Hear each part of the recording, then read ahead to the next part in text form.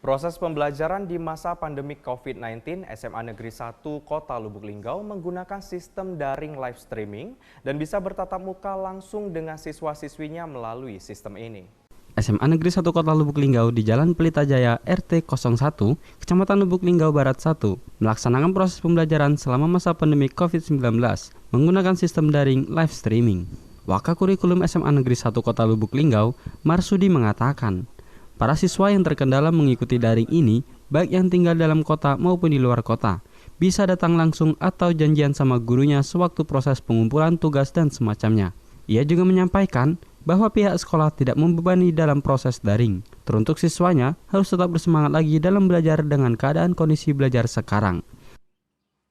Yang ada di sekolah ini khusus untuk siswa di Kota Lubuk Linggau dan paling spesial juga untuk anak-anak semansa tetap bersemangat dengan kondisi belajar sekarang.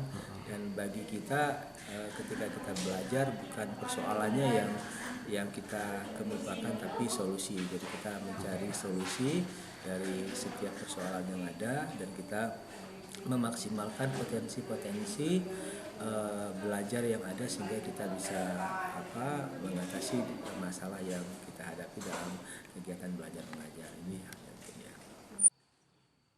Irfan Erza, Silampari TV melaporkan.